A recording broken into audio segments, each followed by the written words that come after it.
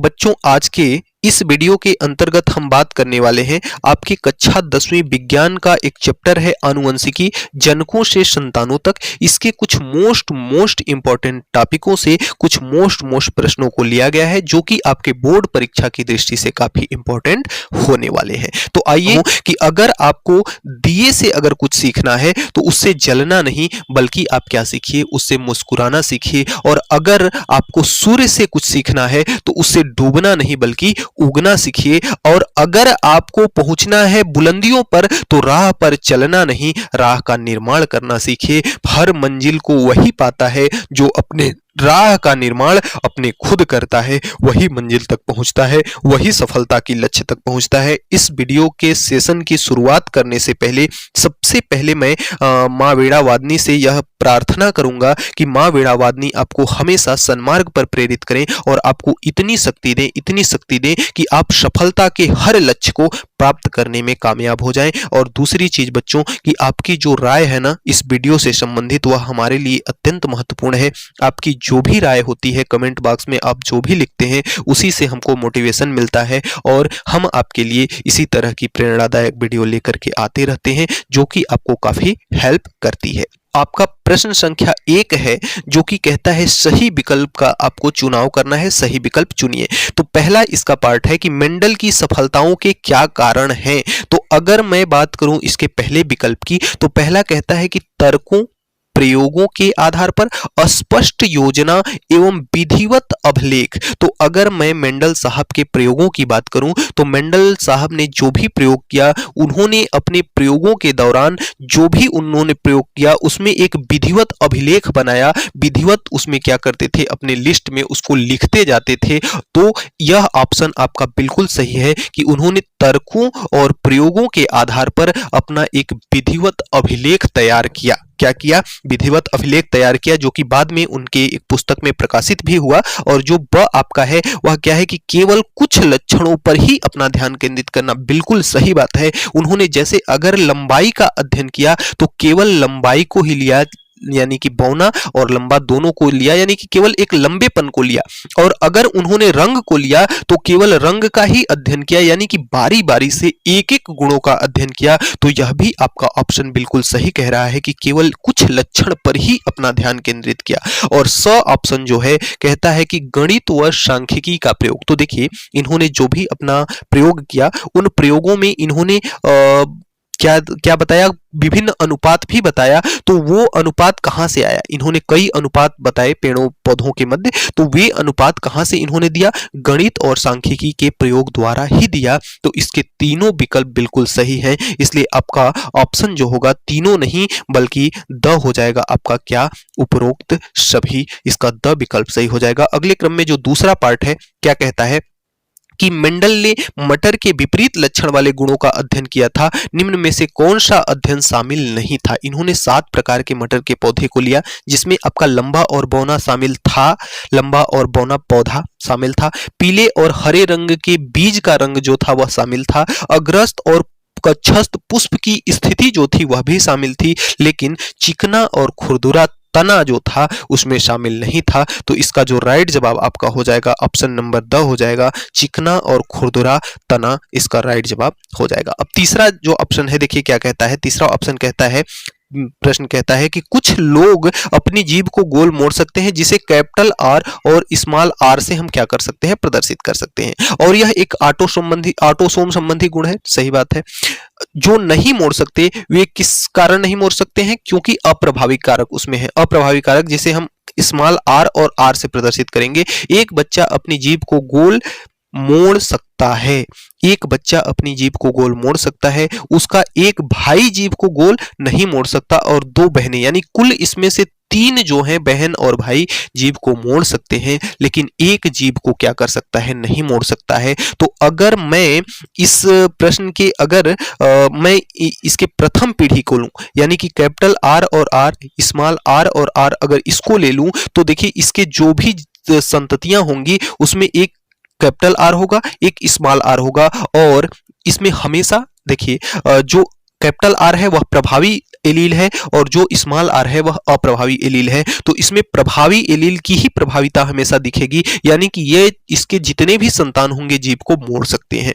लेकिन अगर मैं चलूं दूसरे पीढ़ी में कि यानी कि एक कैपिटल आर और एक स्मॉल आर, कैपिटल आर और स्मॉल आर इस प्रकार से हो, तो इसको जब हम जीवों में इसको हम बांटेंगे तो यह क्या होगा, बंट जाएगा। या जैसे देखिए एक कैपिटल आर और स्मॉल आर को लेंगे तो यह अलग हो जाएगा और यह क्या हो जाएगा, आपका अलग हो जाएगा। कैपिटल आर और स्मॉल आर को लेंगे तो ये अलग हो जाएगा, यह अलग हो जाएगा। और जब इनका हम संकरण कराएंगे, ये जब मिलेगा तो कैपिटल आर और यह मिलेगा कैपिटल आर स्मॉल आर, यह और यह मिलेगा कैपिटल आर स्मॉल आर, और आपका यह और यह मिलेगा तो आर और आर। यहां से देखिए आपको क्या निकला कि यह जीव को मोड़ सकता है क्योंकि दोनों प्रभावी लक्षण है, यह जीव को मोड़ सकता है क्योंकि एक प्रभावी और एक अप्रभावी है, और यह भी जीव को मोड़ सकता है क्योंकि एक प्रभावी और एक अप्रभावी है, और हमेशा प्रभावी वाले का ही लक्षण आपको दिखेगा उसमें। तो यह जीव को 3 मोड़ सकते हैं जैसा कि प्रश्न आपको कह रहा है, और एक जो स्मॉल आर आर है वह जीव को नहीं मोड़ सकता है। तो इसमें से एक जीव को नहीं मोड़ सकता है। तो जनक पीढ़ी क्या थी, जनक पीढ़ी आपकी थी कैपिटल आर स्मॉल आर। क्या थी, कैपिटल आर स्मॉल आर और कैपिटल आर स्मॉल आर। आइए देखते हैं विकल्प में ये दोनों ऑप्शन किसमें है, कैपिटल आर और स्मॉल आर। तो ऑप्शन नंबर इसका जो ब है उसमें आपका दिया हुआ है क्या, कैपिटल आर और स्मॉल आर। तो इसलिए आपका ब विकल्प बिल्कुल सही हो जाएगा। अब अगले क्रम में देखें हम चौथे पार्ट को। तो चौथा कह रहा है कि यदि एक गोल को हम किससे प्रदर्शित कर रहे हैं, कैपिटल आर से। बीज का संकरण झुर्रीदार को स्मॉल आर से प्रदर्शित कर रहे हैं। मटर के बीज के साथ संकरित कराया जाएगा तो प्रथम पीढ़ी की संतति होगी। अब प्रथम पीढ़ी की संतति का निर्माण कैसे करेंगे, प्रथम पीढ़ी का मतलब जो दिया है बस उसी का हम क्या करा दें, संकरण करा दें। तो दिया क्या है हमें, दिया है हमें देखिए कैपिटल आर आर और स्मॉल आर आर। तो कैपिटल आर और स्मॉल आर इन दोनों को हम क्या कर दें, इन दोनों का अगर हम संकरण करा दें तो इन दोनों का जब संकरण होगा तो क्या बनेगा। देखिए जब आपका कैपिटल आर स्मॉल आर के साथ आएगा तो क्या बनेगा, कैपिटल आर और कैपिटल आर इस वाले स्मॉल आर के पास जाएगा तो कैपिटल आर स्मॉल आर, ये कैपिटल आर इस स्मॉल आर के पास जाएगा तो कैपिटल आर स्मॉल आर, और ये कैपिटल आर इस स्मॉल आर के पास जाएगा तो कैपिटल आर और स्मॉल आर। अब एक चीज इसमें देख रहे हैं आप कि जो भी संतति यहां बन रही है सभी में कैपिटल आर स्मॉल आर है, सभी में कैपिटल आर और स्मॉल आर है, और जो आपका कैपिटल आर है वह गोल का एलील है और जो आर है स्मॉल आर है वह कैसा है, वह झुर्रीदार का एलील है। तो और गोल क्या है, प्रभावी है। कैपिटल वाला हमेशा क्या होता है, प्रभावी होता है।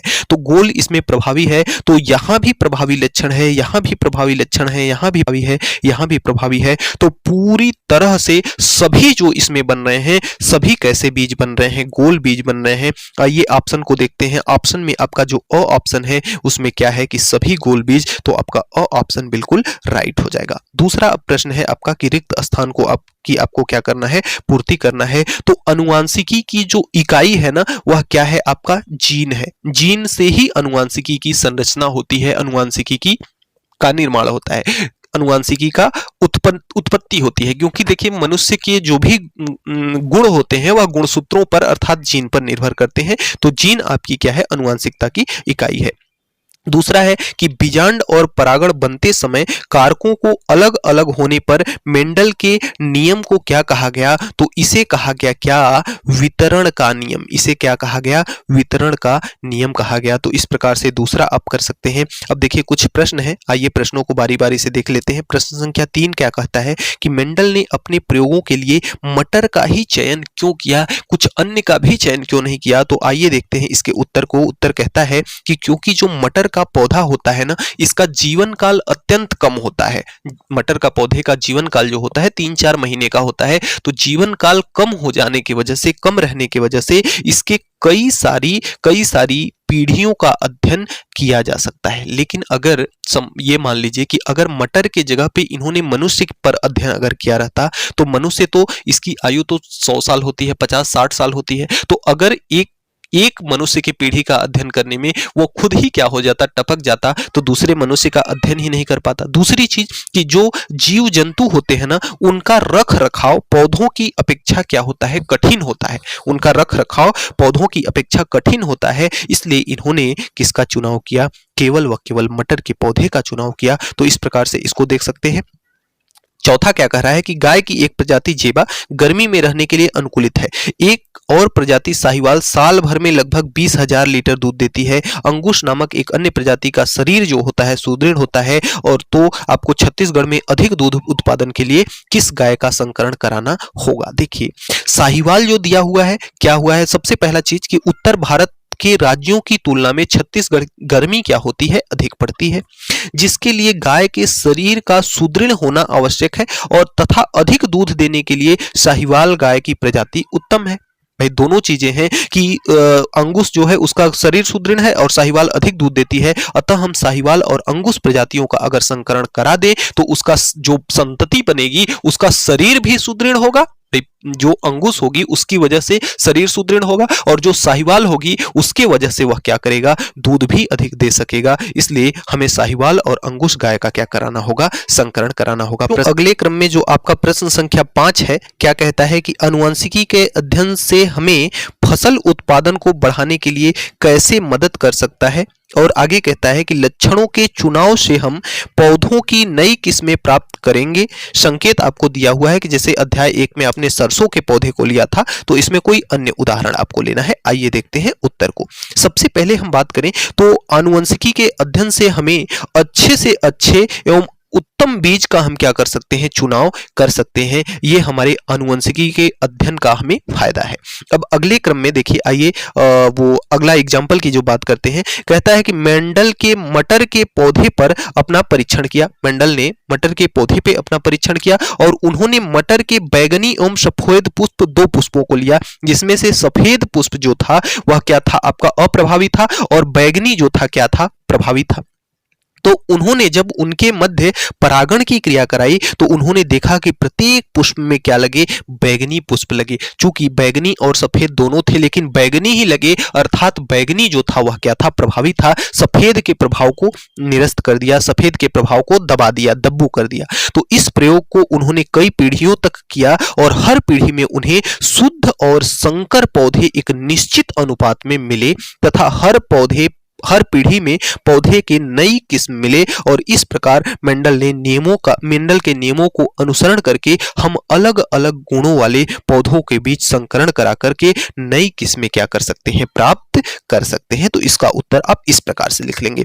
अगला आपका है कि मनुष्य में लिंग निर्धारण किस प्रकार होता है, आपको चित्र सहित बताना है। तो देखिए आइए देखते हैं कि मनुष्य में जो प्रत्येक कोशिका होती है, जनन कोशिका, वह कितनी जोड़े में होते हैं, गुणसूत्र 23 जोड़े गुणसूत्र पाए जाते हैं मनुष्य के अंदर, जिसमें से 22 जोड़े जो गुणसूत्र होते हैं एक समान होते हैं नर के अंदर और मादा के अंदर। और 23वां जोड़ा जो होता है उसे हम क्या कहते हैं, उसे हम कहते हैं आटोसोम। और जो 22 जोड़ा ये रहता है उसे हम कहते हैं आलोसोम।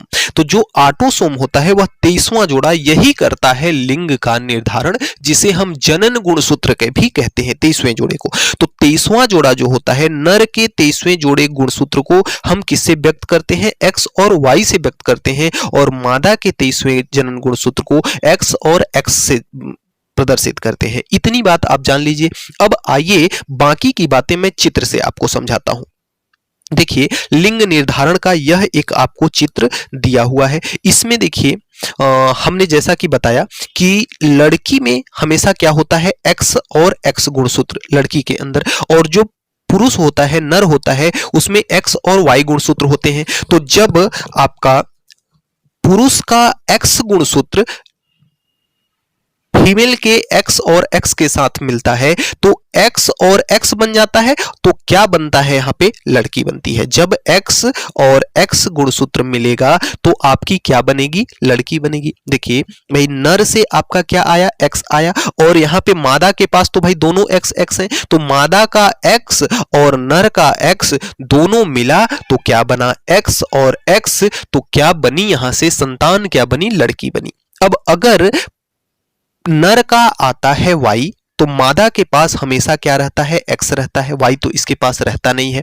तो अगर नर का आता है वाई तो मादा का मिल जाता है इसके साथ क्या, एक्स, तो बना लेता है एक्स और वाई, और जब एक्स और वाई बनता है तो आपका क्या बनता है, लड़का बनता है। तो इस प्रकार से जब नर का एक्स मादा के साथ संयोग करेगा तो लड़की बनेगी, और नर का जब वाई मादा के साथ संयोग करेगा तो क्या बनेगा, आपका लड़का बनेगा। अब एक चीज यहीं पे आप ध्यान दीजिएगा कि एक्स और वाई केवल किसके पास होता है, नर के पास। तो और बच्चा बनने के लिए, लड़का बनने के लिए एक्स और वाई की जरूरत होती है। तो अगर लड़का हो रहा है किसी को, अगर लड़की लड़की ही हो रही है तो उसमें जो आपकी फीमेल पार्टनर है उसकी कोई गलती नहीं है, क्योंकि फीमेल के पास नर बनाने का या लड़का बनाने का ऐसा कोई गुण होता नहीं है, जो किसके पास होता है, नर के पास होता है। इसलिए टोटली कौन जिम्मेदार होता है, आपका नर ही जिम्मेदार होता है। तो इस प्रकार से इसको आप अपनी भाषा में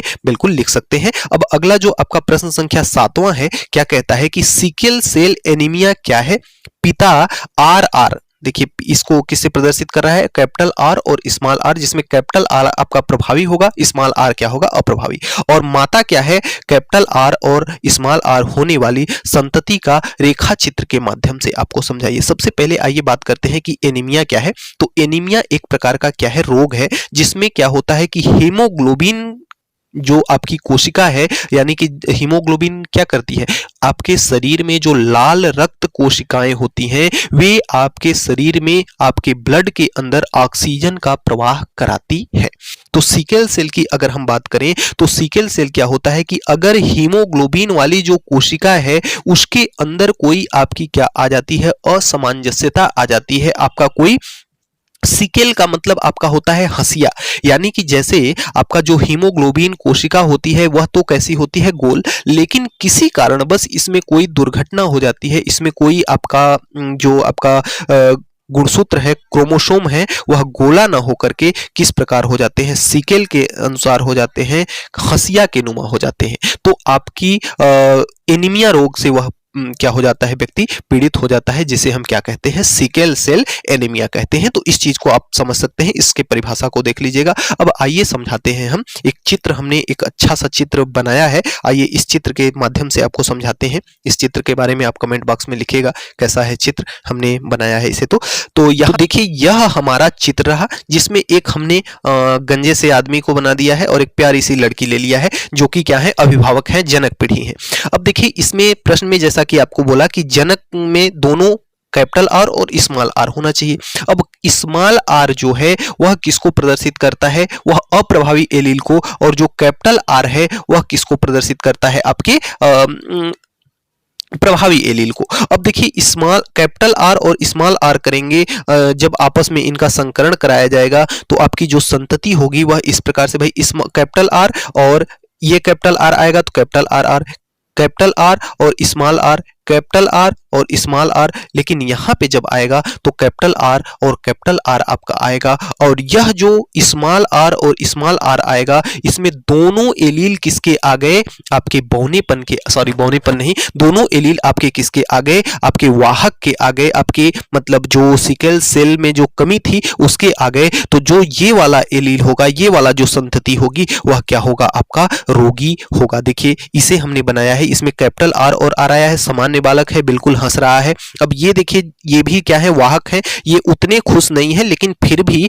ये जी सकते हैं, ये अच्छे खासे जी सकते हैं। लेकिन यह जो रोगी है इसमें बिल्कुल सिकल सेल की सिकल सेल नामक रोग हो जाएगा, एनीमिया रोग से यह क्या हो जाएगा, पीड़ित हो जाएगा, क्योंकि दोनों एलील इसके क्या हैं, अप्रभावी हैं। अब आइए इसके लैंग्वेज को थोड़ा सा, हालांकि लैंग्वेज को तो मैंने बता दिया, तो इस प्रकार से आप इनके चित्र को आप बना सकते हैं और एग्जाम में एक्सप्लेन कर सकते हैं।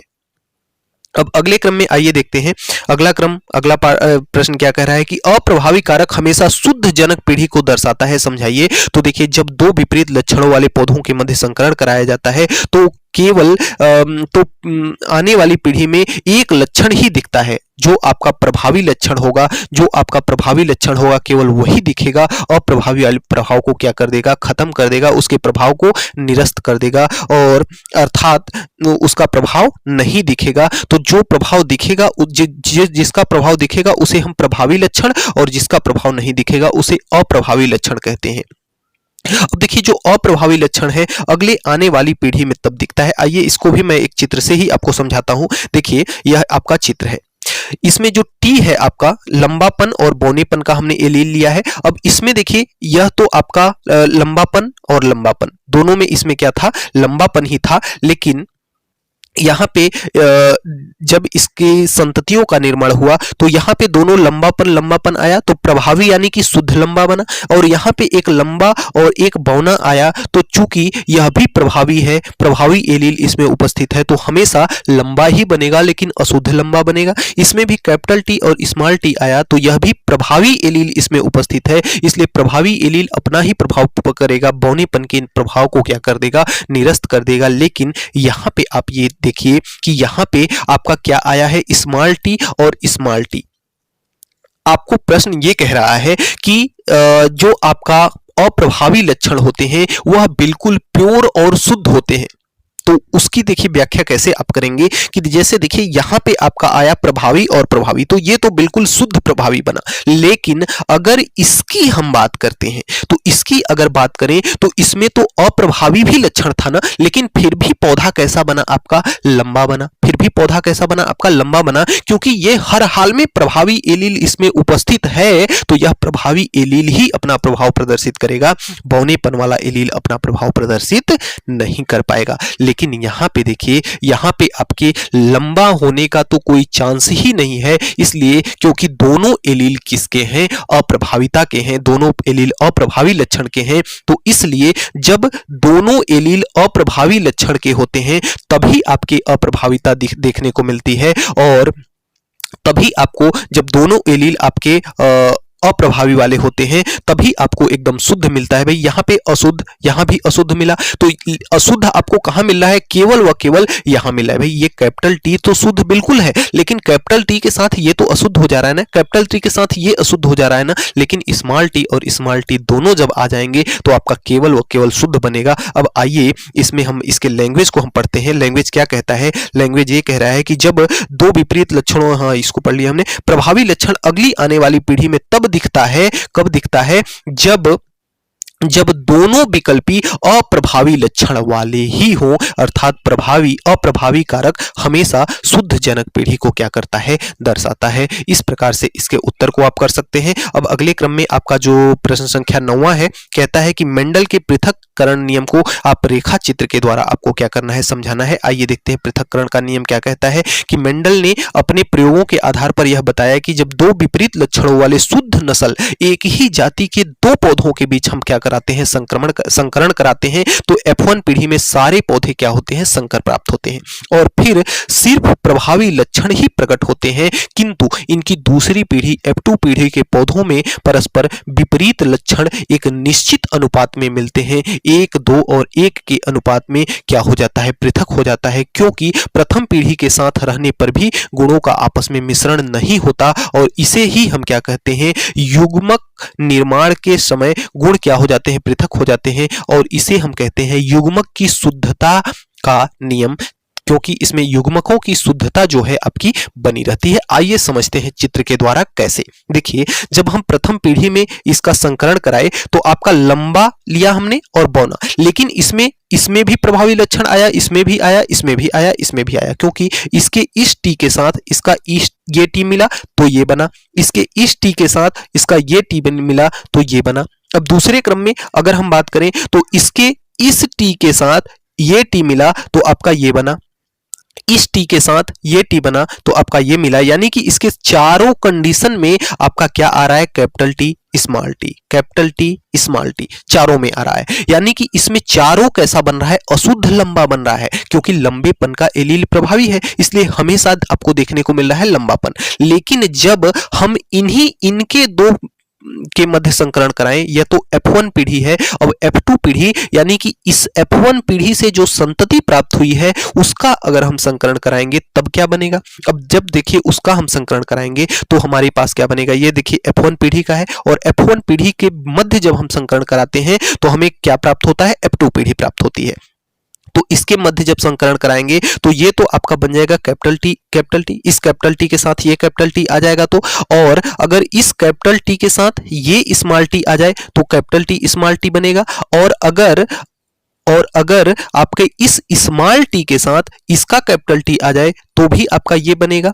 अब अगर आपके इसके स्मॉल टी के साथ इसका स्मॉल टी आ जाए तो आपका स्मॉल टी बनेगा। अब यहाँ पे देखिए क्या आपको अनुपात क्या प्राप्त हुआ, देखिए इसका जो अनुपात है कैपिटल टी प्रभावी, शुद्ध प्रभावी कितना है, 1 है। शुद्ध प्रभावी कितना है आपका, 1 है। और जो अशुद्ध प्रभावी है, अशुद्ध लंबा है, वह कितना है आपका, 2 है। और जो आपका शुद्ध बौना है वह कितना है आपका, 1 है। यानी अनुपात आपको कितने के मिला, 1:2:1 का मिला अनुपात। लेकिन यहाँ पे पृथक्करण का नियम ये कह रहा है, सीधा सीधा एक लाइन में आप समझिए कि देखिए यहाँ पे जब हम F1 पीढ़ी की जब हम बात किए तो F1 पीढ़ी में हमेशा क्या मिला, आपका लंबा ही मिला। लेकिन भले ही बौनापन का एलील, लंबेपन का एलील उसको क्या कर रहा था, दबा दे रहा था, लेकिन जैसे ही यह F2 पीढ़ी में आया इसके प्रभाव को यह केवल व केवल दबाया है, खत्म नहीं कर पाया है, इसके प्रभाव को विलुप्त नहीं कर पाया है।